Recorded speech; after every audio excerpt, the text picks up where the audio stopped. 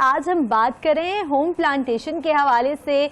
फूल और पौधों से जब हमारा घर जो है भर जाता है, या कोई भी जगह जहाँ पे फूल और पौधे होते हैं, तो वहाँ पे जो उसका हुस्न है उसमें इजाफा हो जाता है। लेकिन नाज़रीन, क्या आप जानते हैं कि जो होम प्लांटेशन है या जो गार्डनिंग है, ये एक ऐसी हॉबी है जिसके थ्रू आपकी सेहत के लिए भी बहुत ज़्यादा बेनिफिशियल है।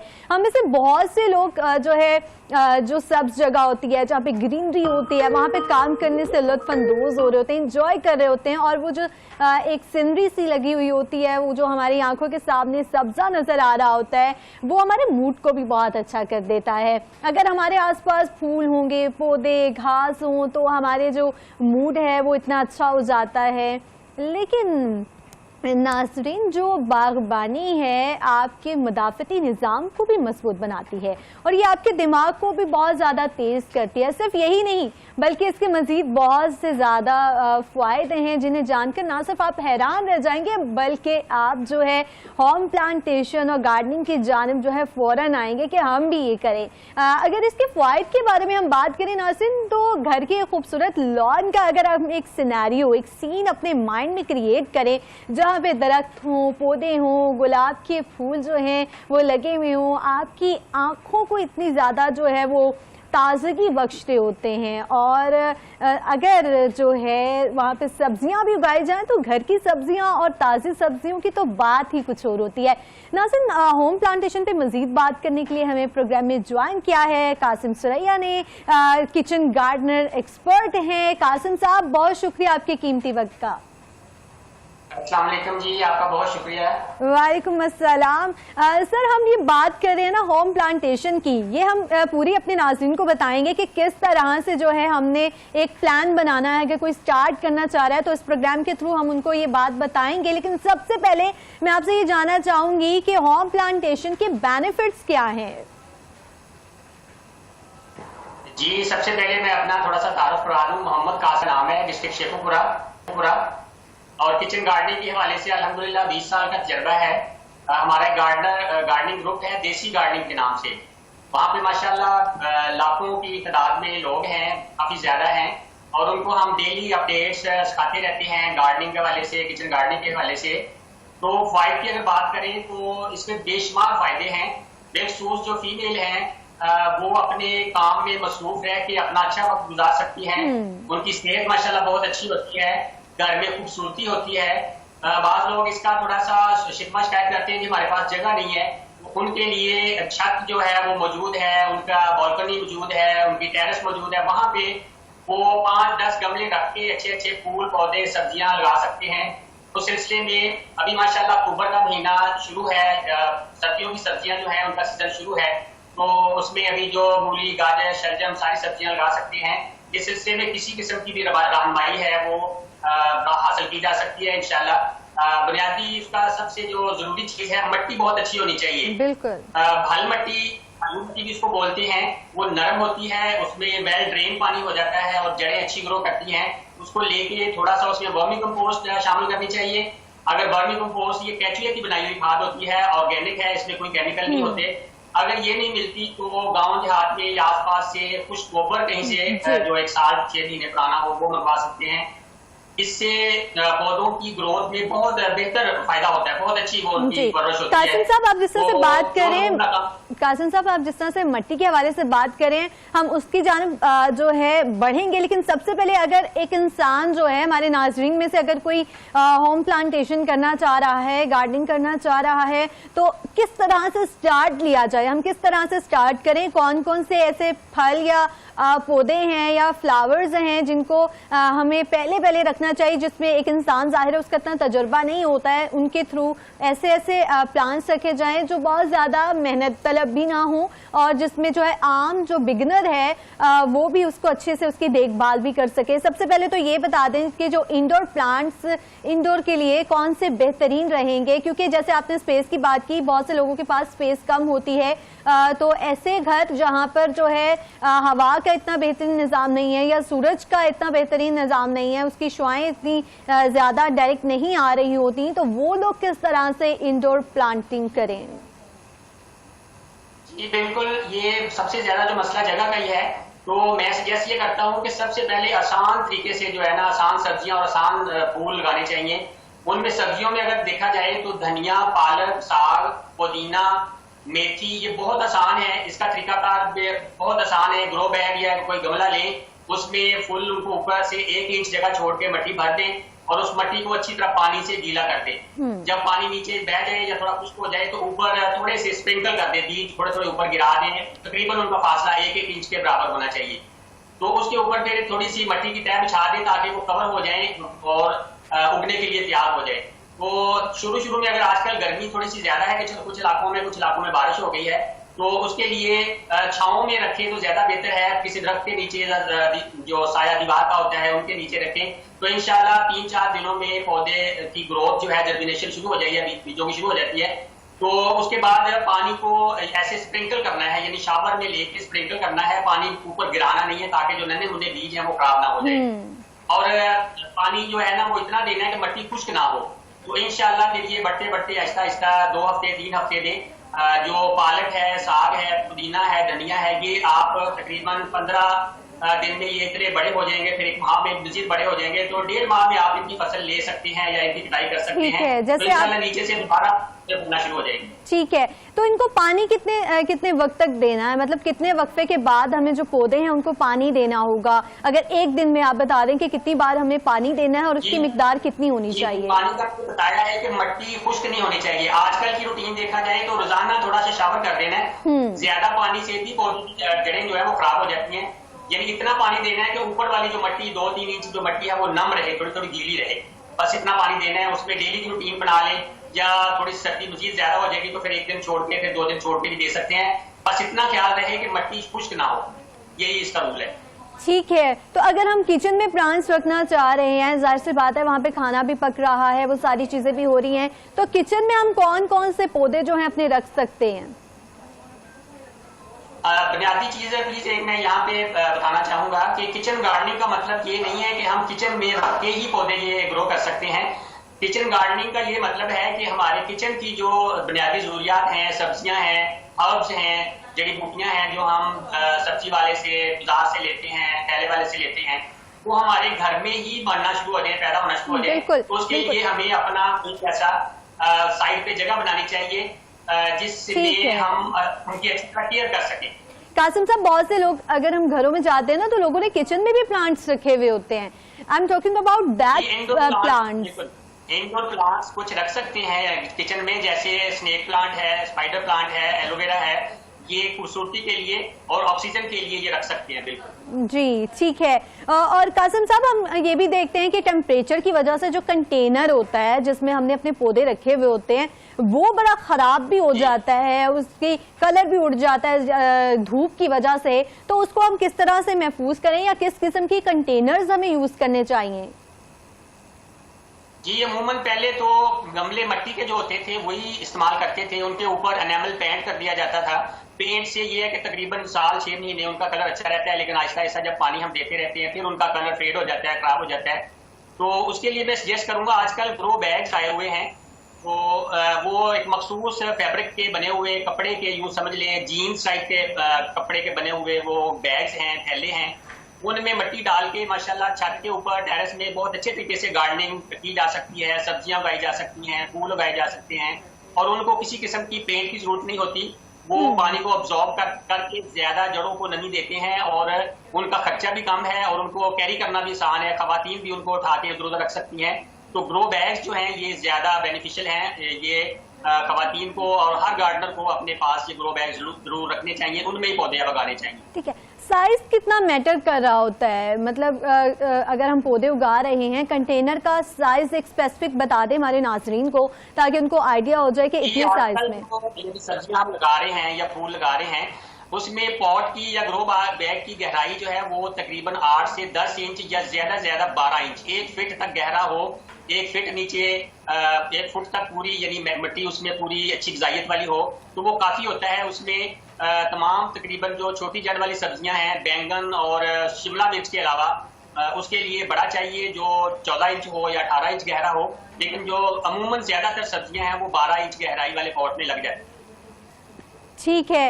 अच्छा, कुछ लोगों ने बेलें भी लगाई होती है ना अपने टेरेस में या छतों पर भी, तो कौन से सूटेबल हैं, मतलब जो इस मौसम के लिए कौन से सूटेबल है अगर कोई लगाना चाह रहा है बेलें वगैरह? जी, आजकल जो बेल या वाइन्स लग रही हैं उनमें आल्मो वाइन है, रेलवे क्रीपर है, अलमंडा वाइन है, हार्ट शेप वाइन है, ग्लो वाइन है। माशाल्लाह ये बहुत अच्छी, इनकी शक्ल भी बहुत अच्छी होती है, फूल बहुत प्यारे होते हैं और अभी ये सर्दियों में चलती रहेंगी और इंशाल्लाह मौसम बहार तक ये फूल देती रहती हैं और इनकी केयर भी कुछ ज्यादा नहीं, मुश्किल नहीं है। इसको आप साथ सिर्फ पानी देते रहें या कभी कभी लिक्विड खाद देते रहें। जो केले को हम एक दिन भगो के उनके छिलकों को रख देते हैं और अगले दिन वही पानी, केले के छिलके वाला पानी अगर हम इन पौधों में डाल दें तो इंशाल्लाह उससे भी इनको गुजारियत मिलती रहती है और इनकी परवान जो परवरिश अच्छी होती रहती है। अच्छा, और कौन कौन सी खादें इस्तेमाल हो रही है प्रिया, अगर हम फ्रूट्स की बात करें तो उनमें और वेजिटेबल्स में? देखिए, घर में सब्जियां या फल वगैरह या फ्रूट और दूसरे फूल वाले पौधे उगाने का मकसद यही है कि हम केमिकल से और मुख्तलिफ किस्म की जो अद्वियात हैं उनसे हमारी जान छूट जाए। तो मैं तो ये सजेस्ट करता हूँ कि घर में किसी किस्म का केमिकल हमें इस्तेमाल नहीं करना चाहिए। ऑर्गेनिक खादों में देखा जाए तो सबसे पहले जो खुश्क गोबर है, वर्मी कंपोस्ट है, सादा पत्तों की कंपोस्ट है, कोकोपीट है, एक परलाइट होती है। इस तरह की खादें जो हैं वो पौधों की नशोनुमा के लिए बहुत अच्छी हैं और जड़ों को वो खूब उनका यानी परवरिश अच्छी होती है, फल फूल अच्छे लगते हैं, सब्जियां अच्छी लगती हैं। तो केमिकल की तरफ लोग दौड़ते हैं या कहते हैं कि ये बात ऐसी होता है कि कीड़ों मकोड़ों का हमला हो जाता है, तो उसके लिए नीम ऑयल का स्प्रे हमें करना चाहिए। इंशाल्लाह उससे भी जो छोटे मोटे कीड़े मकोड़े हैं वो खत्म हो जाते हैं। कोई केमिकल स्प्रे हमें घर में नहीं करना चाहिए। ठीक है। ये भी बता दें, जैसे आपने सोइल की बात की थी तो हमने मिट्टी जो है एक फल के लिए, सब्जियों के लिए, एक पौधे के लिए कितनी मिट्टी रिक्वायर्ड है और वो किस तरह से हम बनाएं, उसमें क्या क्या चीजें होनी चाहिए? मिट्टी का जो मुरक्बात है या उसका कंपोजिशन है वो मैं ऐसे बताता हूँ और सबसे बेस्ट है अल्हम्दुलिल्लाह। इसमें तकरीबन 50% हम आम खेत की मिट्टी या भल मिट्टी लेते हैं, उसमें 30% रेत जो बिल्डिंग मटेरियल में इस्तेमाल होती है उसमें थोड़ी मिट्टी भी शामिल हो जाए, यानी थोड़ी खराब भी हो तो कोई बात नहीं, अच्छी मोटी रेत मिल जाए फिर भी सही है। और बाकी जो 20% है वो हम उसमें वर्मी कंपोस्ट कुछ गोबर मिक्स करते हैं। इसका अच्छी तरह मेज़ा तैयार करके तो जो 12 इंच वाला गमला है या पॉट है या ग्रो बैग है उसमें हम भर के उसी में पौधे लगाते हैं, उसी में बीज लगाते हैं। इसमें कुछ सब्जियां ऐसी हैं जिनकी हमें पनीरियां बाद में, सैपलिंग्स जो है ना वो अलग से ट्रांसप्लांट करनी पड़ती हैं, जैसे टमाटर है, मिर्च है, शिमला मिर्च है, फूल गोभी, बंद गोभी। तो पहले इनकी पनीरी हम छोटे पौधे तैयार करेंगे और जब वो 4-5 इंच बड़े हो जाएंगे तो उसके बाद उनको हम ट्रांसप्लांट अलग अलग गमलों में या अलग अलग क्यारी में इंशाल्लाह उनको लगा देंगे। तो वो भी इंशाल्लाह विदिन 50 डेज, विदिन 40 डेज वो फ्रूटिंग स्टार्ट कर। ठीक है। और हैंगिंग बास्केट्स का बता दें, लोगों ने लटकाई हुई होती है ना बास्केट्स, उसमें पौधे, उसमें कितना इफेक्टिव है पौधे जो लटक रहे होते हैं उसके अंदर, बाल्टियों और बास्केट्स के अंदर, तो वो किस तरह से खूबसूरती में भी इजाफा हो जाए और जो हमारी जो भी हमने चीज लगाई हुई है वो भी बेहतरीन रहे? जी बिल्कुल, अपने अपने शौक की बात है। जो सब्जियां वगैरह हैं उनमें छोटी जो बिल्कुल जड़ वाली हैं, पुदीना, धनिया, मेथी, ये हम हैंगिंग बास्केट्स में या जो पॉकेट्स होती हैं दीवार के साथ लगाने वाली उनमें लगा सकते हैं, अच्छी मिट्टी डाल के। जो बुनियादी, मैं बार बार मिट्टी की बात कर रहा हूँ, जिसकी मिट्टी अच्छी होगी पॉट्स में डाली हुई उनकी अच्छी ग्रोथ होगी, क्योंकि ग्रुप्स में हमें शिकायत मिलती रहती हैं, थोड़ा लोग परेशान रहते हैं कि मेरे पौधे खराब हो गए, अच्छी ग्रोथ नहीं हो रही। तो मैं इसी बात पे अभी मिट्टी को बहुत ज्यादा, जो भी मैंने हमेशा बताया है, 50% मिट्टी, उसमें 30% रेत और 20% जो है बाकी कंपोस्ट या वर्मी कंपोस्ट मिला के हैंगिंग बास्केट्स में विंका लगा सकते हैं, टर्टल वाइन लगा सकते हैं।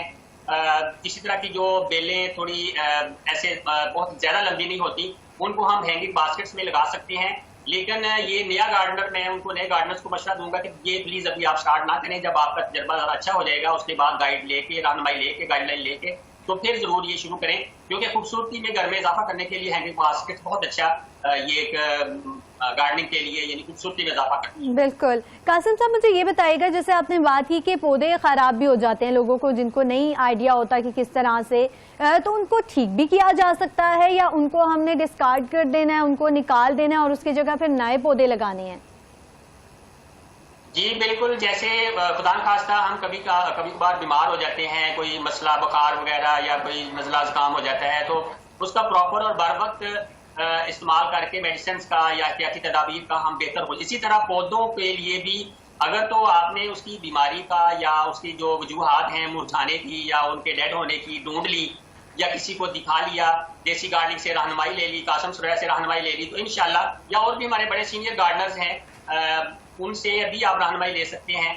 तो सबसे जो बुनियादी बात होती है, जब पौधा लगाते हैं तो बाज़ लोग बड़े वो शौक से पानी देते रहते हैं और पानी जो है ना वो वेल ड्रेन मिट्टी नहीं होती, पानी अंदर जमा होता रहता है तो वो उनकी जड़ें खराब हो जाती हैं और पौधा मुरझा जाता है।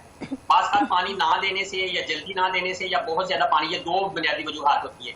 तो अगर पानी की हम रेशो अच्छी रखें और मुनासिब पानी दें, यानी जब उसकी मैंने शुरू में बताया था कि पानी का जो आपने जजमेंट करनी है वो सिर्फ ये कि ऊपर वाली मिट्टी खुश्क नहीं होनी चाहिए, थोड़ी थोड़ी नम रहनी चाहिए।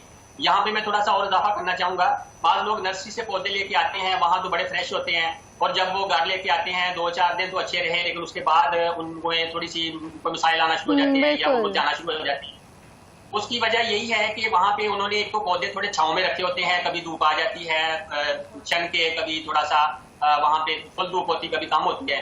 तो उसके लिए पूरा आर्टिकल इस बारे में पूरा देसी गार्डनिंग में मौजूद है कि घर में ला के पौधे हम कैसे बचा सकते हैं। बुनियादी बातें उनमें ये है कि फौरी तौर पे पौधे को शिफ्ट नहीं करना चाहिए, जिस पॉट में लेके आए उसी पॉट में ला के रख दें। अगर उसमें कोई जड़ी बूटियां हैं, कोई कीड़े मकोड़े हैं तो उनको आते ही तल्फ कर दें और उसके पानी का बहुत ख्याल करें। जैसे ही पौधा वो बढ़ना शुरू हो जाए, उसकी नई कॉम्प्लेन निकलना शुरू हो जाए तो आप उसको बड़े पॉट में शिफ्ट कर सकते हैं। ठीक है कासिम साहब, लोगों को फूल जो हैं बहुत पसंद होते हैं और यकीनन फूल जो हमारे मूड को भी बहुत बेहतर कर रहे होते हैं, तो किस तरह के फूल हम अपने घर में उगा सकते हैं और फिर उनकी देखभाल किस तरह से की जाती है? गुलाब का फूल है, लोग रात की रानी लगाते हैं, तो उसकी देखभाल किस तरह से की जा सकती है? फिर ये आपने जो दोनों ये नाम लिए, गुलाब का माशाल्लाह सीजन अभी शुरू है, अभी देसी गुलाब और इंग्लिश गुलाब जो वेरीगेटेड मुख्तलिफ कलर्स में होते हैं वो चल रहे हैं।